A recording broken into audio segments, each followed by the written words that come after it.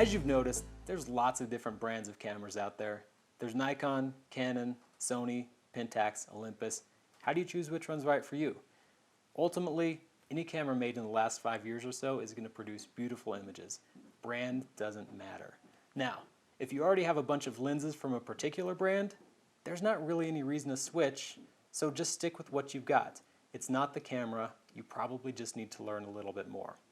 Now, I'm a Nikon shooter, but when I first started, I'd look at my friends who shot Canon and their images looked really good compared to mine, and I'd say, well, maybe I should change brands. I'd see people shooting with Phase 1, and I'd say, wow, maybe I need a more expensive medium format camera. Then my images will look really good. That's not the case. All I needed to do was learn how to use my camera to get good images. Now, I just said brand doesn't matter when you're choosing a camera, and that's totally true. But there's other things to consider besides just the brand. There's also the size, the weight, and the price. For example, this little mirrorless camera is a lot smaller and lighter than all of these other DSLRs. So it really depends on what your purpose and use for your camera is going to be. Are you going to go backpacking with it? Are you going to bring it with you every single day? Maybe you want a smaller, lighter camera. Are you shooting in a studio where size and weight really don't matter? Then maybe you want a bigger camera. Ultimately, figure out what you need the camera for before you make a decision. Before digital, film size dictated three factors: its size, its cost, and its weight. So those that picked, say, a 35mm film camera did that primarily because it was cheaper and it was smaller. But those that were working in the field professionally were still shooting with medium format and large format cameras. And the ones that chose large format cameras, for example, did that primarily because they wanted to have larger prints with a lot more details than, say, a 35mm film camera could produce. So the same concepts apply to digital cameras. Now, with digital cameras, there is obviously no film. Instead, there is an imaging sensor. But the same size, weight, and cost considerations apply, just like with film. So if you go with a smaller compact camera versus a full frame or a medium format digital camera, you're going for a smaller size, lower cost, and lower weight. Now let's talk about different sensor sizes. Today, if you're looking around, you'll find everything from a 1-inch sensor to micro four thirds to CX, DX, FX, and all kinds of hard to understand verbiage. What does it all mean? Essentially, there are different names for systems and different sizes of sensors. So for example, if you hear reference to 1-inch sensor, it literally means 1-inch diagonal sensor. If you hear something like CX, DX, or FX in Nikon's language, that literally translates to different systems with different sizes of sensors. Basically, the larger the sensor, the better the image quality will be. But at the same time, it means it will cost more, it will be bigger, and it will weigh more.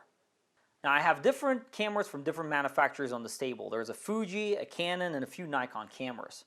Does it mean that I should be able to interchange lenses between all these different cameras? For example, should I be able to take this Fuji lens and mount it on a Nikon camera? Is it even possible? Unfortunately, it's not, and that's because Nikon developed their own system with their own lenses. So the Nikon lens communicates with the Nikon body, and that's the way it's designed to be. Whereas Canon lenses communicate with the Canon bodies. And that's why all these different systems have their own proprietary mounts. Now, you could have third-party lens manufacturers like Zeiss or Sigma make lenses for Nikon, and you'll see references in manufacturer information. So for example, if you buy a Sigma lens, it will say Sigma for Nikon F mount.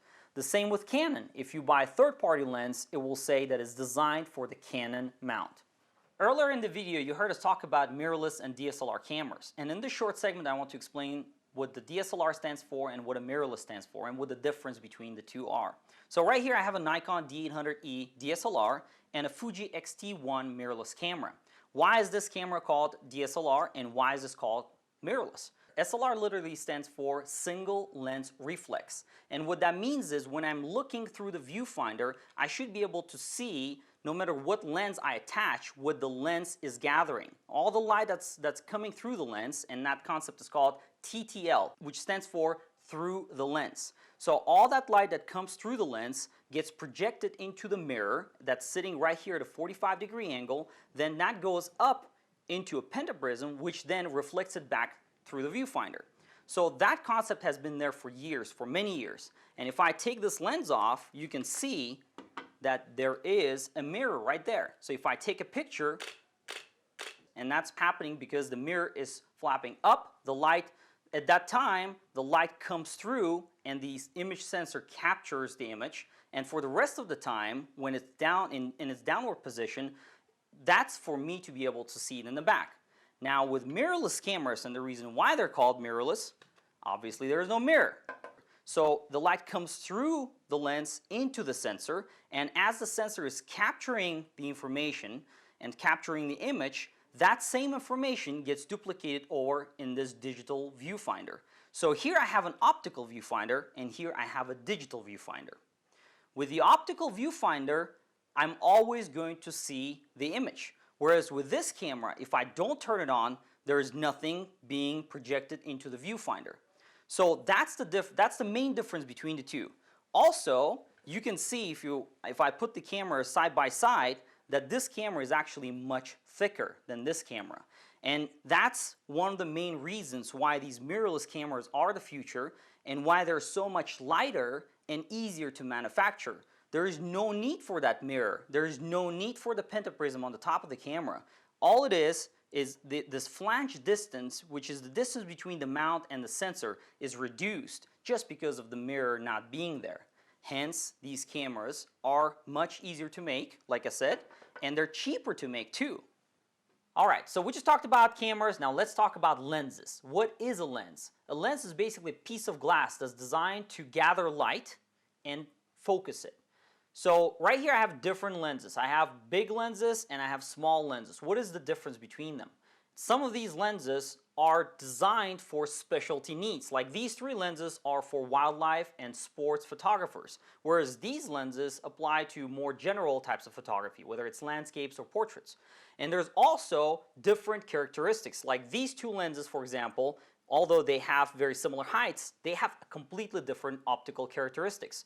Some lenses are designed to capture at a wide angle, so if you're capturing something indoors, for example, and you're photographing a person, you could include the ceiling, the walls, and the person, whereas with something like this, where it's a telephoto lens, which means it's capturing at a really narrow angle, you're able to capture maybe just the person's face. Let's now talk about types of lenses. On this table, I have a selection of lenses created for particular needs. There are lenses that will mount on your camera and they will just work. Those are standard lenses. And there are teleconverters that are designed to magnify what you're seeing, and they are only going to work when coupled with other lenses. Now with standard lenses, there are different classifications. There are specialty lenses like this Nikon PCE tilt shift lens. Also, there are different angles of coverage. As I said earlier, some lenses cover really wide angles, like this Nikon 1424. From there it goes to standard, and standard is around 50 millimeters. Then it goes to telephoto and super telephoto. Now we'll explain what those all mean in focal lengths shortly when we show you examples, but this is just an illustration that there are different types of lenses for different needs. Now we talked about how wide or narrow you can capture an image, but now we want to show you what it actually means.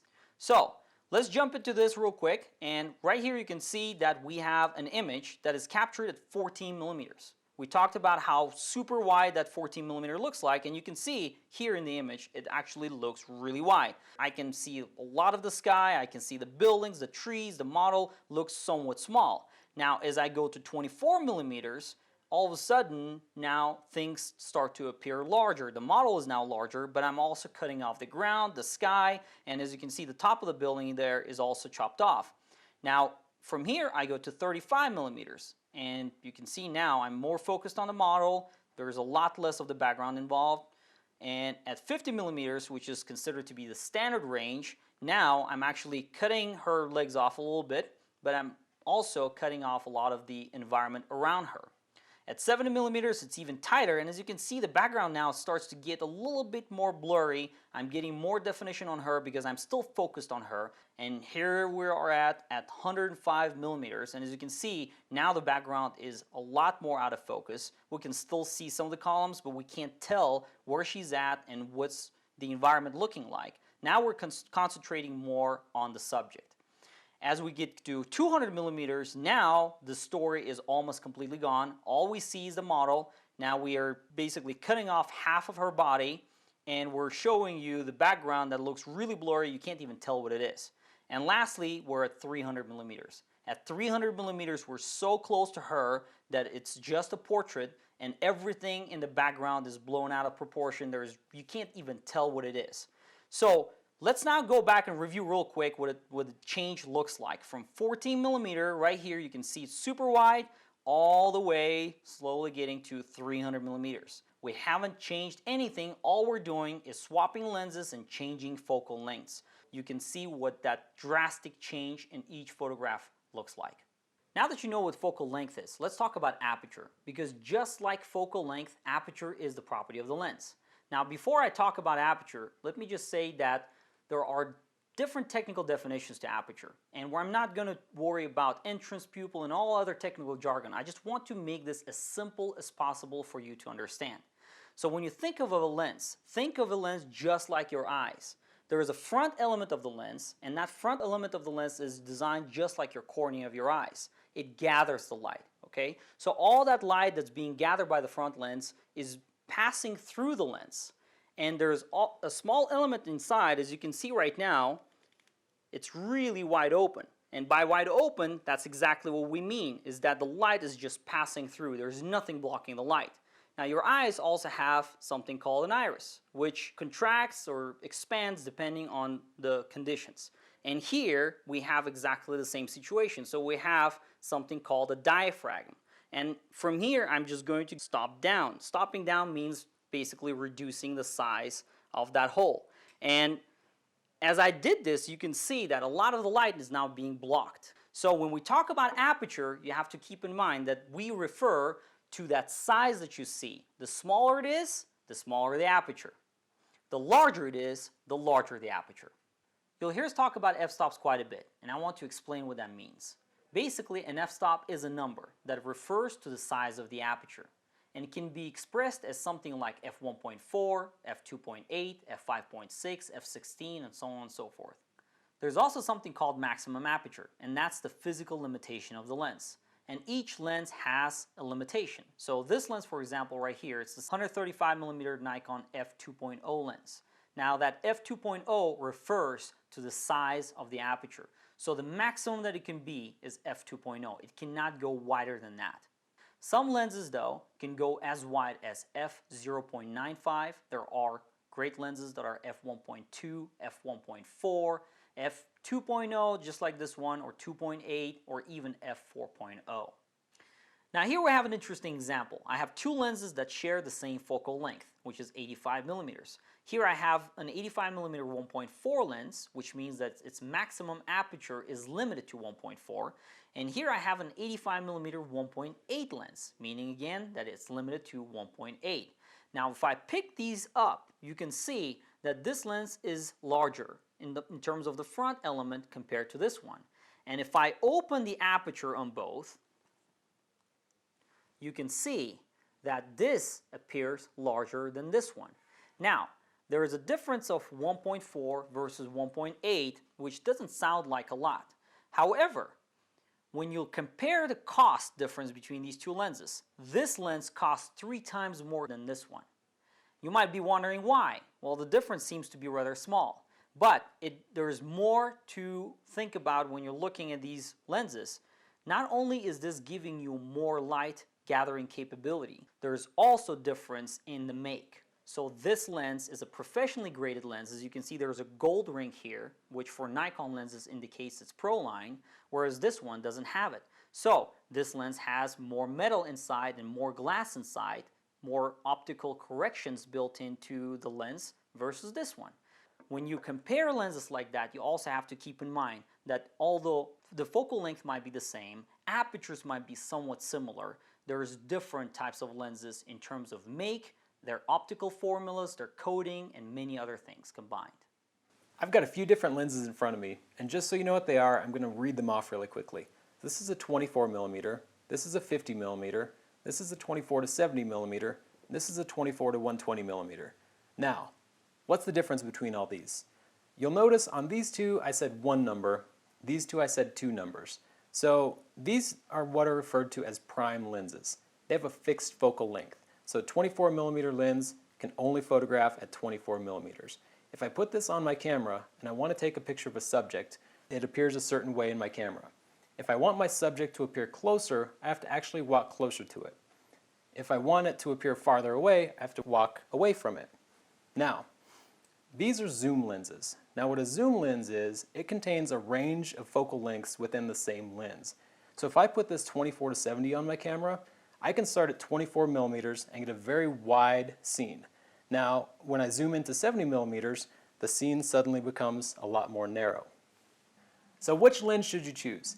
This 24-70 millimeter, it actually covers the focal lengths of 24 millimeters, 50 millimeters, everything between these two, and everything between 50 and 70 millimeters. So right away you can see this does the same job as these two lenses, plus more. This lens, it actually does even more than this one. This is a 24-120, so it includes all three of these focal lengths, plus everything from 70 to 120 millimeters. Why would you choose any of these lenses when you could just buy this one? Well, it's a little bit more complicated than just focal length. When you're comparing lenses, there's more to consider than just focal length. There's also maximum aperture. Now this lens is an f1.4, which means it can gather a lot of light. This is an f1.8, which means it gathers a little bit less light than this one. This is a 2.8, which means it gathers less light than either of these lenses. Now this lens, it covers a huge range of focal lengths, including all three of these lenses. But it's an f4 lens, so it actually gathers the least amount of light of any of these lenses. So what's that all mean? Well, sometimes you'll hear photographers refer to prime lenses as fast. So you've got a fast lens. What that means is it's able to function in low light, which you know f1.4 lens lets in a lot more light than a 2.8 or a f4 lens. It also allows you to shoot at higher shutter speeds, which we're going to discuss a little bit later. Prime lenses also really separate subjects from backgrounds. So you've seen those photos with a nice blurry background and a really crisp subject. That's probably a prime lens. Now, as a wedding photographer, I shoot with prime lenses, but zoom lenses are just as useful. I love primes because at a wedding reception when it's really dark, it lets me gather every bit of light that's there and still get a great shot. It also gives me beautiful portraits where my bride and groom are separated from a nice blurry background. During a ceremony though, sometimes a zoom can come in really handy. Often you're restricted on how far and how much you can move. Being able to stand in one place and cover a range of focal lengths with the zoom is just such a great thing. So what's the difference between these two prime lenses and these two zoom lenses? Well, to start off, these are both professional grade lenses and these are both enthusiast grade lenses. Basically what that means, if you ever pick one up, this is going to be a lot heavier than this. The professional, you can just feel there's a much greater build quality. It's a metal lens, it has much higher quality glass inside, it's sealed, and it's just overall a much sturdier lens. It's the same with the zoom lenses. Now, even though they both have gold rings, don't let that fool you. This is an enthusiast lens, this is a professional lens. That means, just like this one, it's going to have better build quality and better optics. Now one feature that this lens has that none of these lenses have is image stabilization. Now different brands call it different things. Nikon, for example, calls it vibration reduction, Canon calls it image stabilization, other brands call it something completely different. What's more, some brands have it built into the lens, other brands have it built into the camera. So what does image stabilization do? Well, it allows you to shoot in low light conditions while effectively reducing camera shake. When you hold a camera, your body moves just a little bit and it's not really something that you can control. Some people have really stable hands, some people's aren't as stable. Vibration reduction or image stabilization actually helps compensate for that, helping you get sharp images in low light. Here we want to show you how effective image stabilization can be when shooting in low light environments. So John is hand holding a camera and he has a really heavy 7200 f2.8 lens, and the reason why we're using this lens is because it has image stabilization, so we can show you the effect when we turn it on and turn it off. So obviously it's turned off right now and you can see the video is quite jumpy. There's nothing that John can do about it, but whether he's using that lens or any other lens, it will still be shaky. And the video shows this pretty well, but if you were to do stills, it would have been even worse because in the stills you see a lot more resolution. So let's go ahead and turn image stabilization on now and boom, the effect is visible right away. It's a lot less jumpy. Now it's smooth, and although there is a little bit of movement, and that's because the lens is trying to compensate for that movement, it's still very acceptable. So whether you're shooting stills or video and you're shooting in low light environments, make sure to keep that image stabilization on because it will help tremendously. This particular lens right here is a 24 to 120 millimeter zoom lens. It's got a maximum fixed aperture of f4. Now what that means is when I zoom this lens, I can go from 24 millimeters all the way to 120 millimeters, and the aperture stays constant at f4 the entire range of the zoom. Some lenses aren't built that way. They can have a zoom range for focal lengths. They can also have a range of apertures. Now, this particular lens is just like the kit lens that probably came with your camera. Most people's cameras came with, if you bought a camera, came with a lens. It's probably an 18 to 55 millimeter, and then the aperture also has a range that might be something like f3.5 to f5.6. That's called a variable aperture. What that means is when you zoom out to its widest, 18 millimeters, your maximum aperture is limited to f3.5. When you zoom in to its tightest, 55 millimeters, your maximum aperture is limited to 5.6. Also, variable aperture lenses are usually consumer grade lenses. Now what that means is they typically have a lower build quality than other lenses, and they also are going to limit you by having that variable aperture, which means when you're at the end of your zoom range and you're zoomed in tight on your subject, you're collecting a lot less light than you would be with, say, a professional zoom lens. To illustrate the difference between a variable aperture zoom lens, a fixed aperture professional zoom lens, and a prime lens, we went out and shot some photos just so you can really see how different they look. Now the first lens that we shot with was a variable aperture zoom lens. We set it to 50 millimeters, which gave us an aperture of f5.6. That's pretty typical for most consumer kit lenses. Now you can see in this image, the model's in focus, but so is the background. You can clearly make out buildings, lampposts, trees, and people. This is the best image we can get with this particular lens because we're limited by the aperture. Now this image we switched to a professional zoom lens with a fixed aperture of f2.8. We still set it to 50 millimeters just to have the same look as the previous image. In this one you can see the background is getting a lot softer and blurrier. The model is still nice and sharp. Details in the background are starting to fade out, and it's overall a more appealing image. Finally, we switched to a prime lens. Now this is a 50 millimeter, the same focal length as our previous two images, but you can see what a difference this makes. The biggest change here is the background. You can see the buildings are a lot softer. We're starting to get some really nice highlights back there, and you can hardly tell that there's trees and lampposts behind her. The biggest change here is the aperture. This is shot at f1.4. That really separates our model from the background and gives it this unique look. Let's go through the images one more time. Now we've got f1.4, 2.8, and f5.6. Which do you prefer? Everyone has different tastes. I personally love the f1.4. I shoot with primes and I just love the look. I can really concentrate on my subject and they just pop from that background.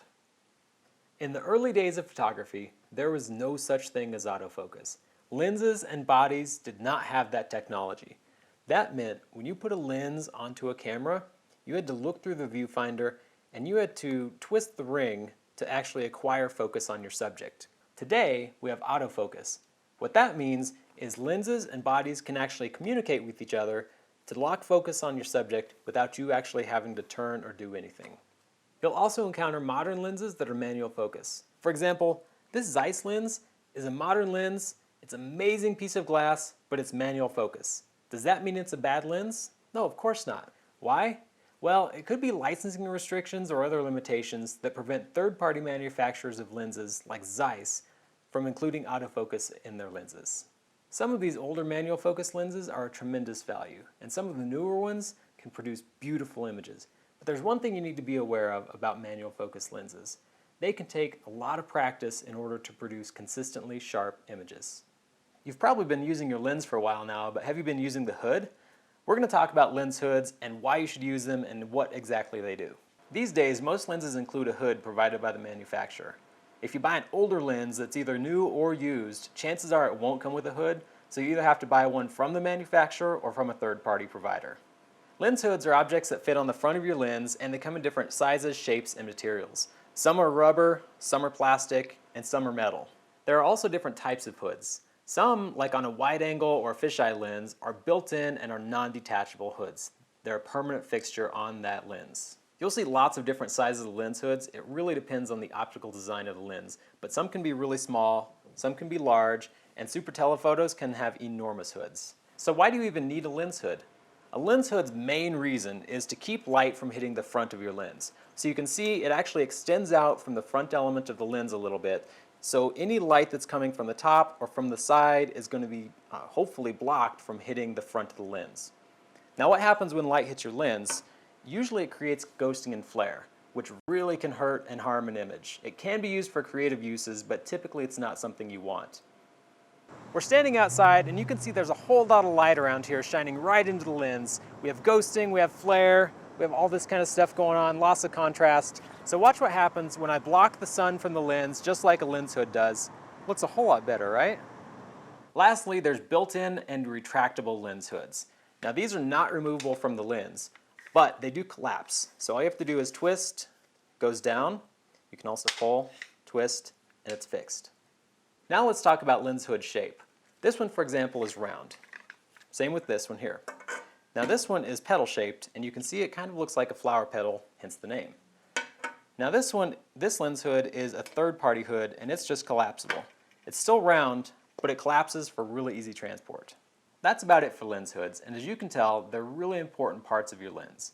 Now one thing to note, they're not interchangeable between lenses. So if you have one that fits on a different lens, you don't want to use it that way. They're not designed to be interchangeable. Every single lens hood is made for a specific lens, so you want to make sure to use the one that came with your lens. When looking at camera or lens specifications, you might have come across such terms as crop factor, equivalent field of view, or equivalent angle of view. Now we're not going to discuss these in detail because the topic can be quite advanced, and to be honest, it's not worth the time. So if you have a camera and you're happy with it, you're not considering moving to a different format or maybe upgrading to full frame, then just skip over this section. It's really not that important. However, if you have a camera and you're considering moving up in sensor size or maybe to a different system with a different sensor size, then crop factors can be important, and this is the section for you. If you currently have a small sensor camera and you're thinking about moving up to full frame, there are a few important considerations you have to keep in mind. But before we go there, you first need to look at your lenses because you need to make sure that those lenses are going to be compatible. Now on this table we have a few different cameras and lenses from Nikon and Canon, and I want to show you specific examples of how you can identify lenses that will not work on your future full frame camera. So right here we have the Nikon 55 to 200mm DX lens. Now that DX designation basically means that the lens is designed for a DX or small sensor camera.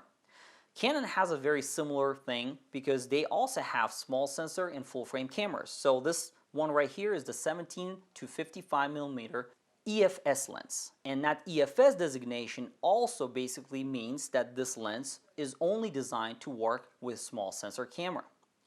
Now, if you're taking these lenses and trying to mount them on full frame cameras, since the mounts are the same, they might mount. In the case of Canon, it won't work. In the case of Nikon, take a look at what happens if we mount this 55 to 200 on this Nikon D800 camera. And as you can see, the borders are very dark, and that happens because these lenses are simply not designed to cover the full frame sensor. So the lens by itself is made smaller and cheaper, as we've said before, and that image circle is simply not large enough to cover it. So consider these lenses incompatible with full frame. But what if you have lenses that don't specifically say DX or EFS if it's a Nikon or Canon, or maybe you have a third-party lens that's is compatible with full frame? Then in that case, great news. It means it will work in your future camera. However, there is a surprise there. Once you mount that lens on your full frame camera, the image will actually look different. How? It will simply appear wider. Why? Because that lens is specifically created to cover larger image circle. With a smaller sensor, you're essentially chopping off the corners of the image. So although your lens was originally developed to cover a large image circle, so which means that it can actually cover a larger sensor, you were actually using a smaller portion of it. To make it easy to understand how field of view differs when switching from a smaller sensor to a larger sensor camera, or perhaps the other way around, manufacturers came up with something called the crop factor. And crop factor is a very easy way to calculate that. So you basically take the crop factor, which is also known as the multiplication factor, and multiply it with the focal length.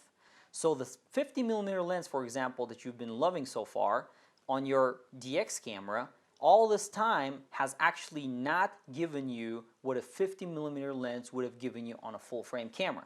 That 50mm is actually something around a 75mm equivalent. 50 multiplied by 1.5, 75 millimeters. So this 55 to 100 millimeter lens, that 55 to 200 is the physical property of the lens. It's its focal length. It doesn't change when you go from one camera to another. So you have to multiply that 55 to 200 by 1.5x, and that's its equivalent field of view. Now some people will say something like, I could take a Nikon 300mm lens and mount it on a 1.5x crop factor DX camera and have a 450mm lens. What they're saying is actually false, because the focal length, just like I said, is the physical property of the lens. So that never changes. Aperture, focal length, optical characteristics of the lens, that's with the lens. So in this case, the 300mm lens doesn't magically become a 450mm lens. The only thing that's happening is you're chopping off the corners, so you're essentially making it appear more narrow. There's one case where using small sensors in combination with long lenses can be advantageous, but that only applies to sports and wildlife photographers. We're not going to talk about it here in detail, just simply go to photographylive.com and you can find out more. Let's go ahead and demonstrate what the difference between a full frame camera and a camera with a 1.5x crop factor sensor looks like. So in this case, we are shooting our model at full frame, and you can see that there is plenty of space around her. Now let's go ahead and switch to DX and see how much crop we will see in the resulting image. Now that we switch to 1.5x crop factor camera, you can see that the border of the frame is chopped off. We're now seeing a lot less of the frame. The model appears closer, although we haven't physically changed the distance. So the camera to subject distance remains exactly the same, but now the model appears larger in the image.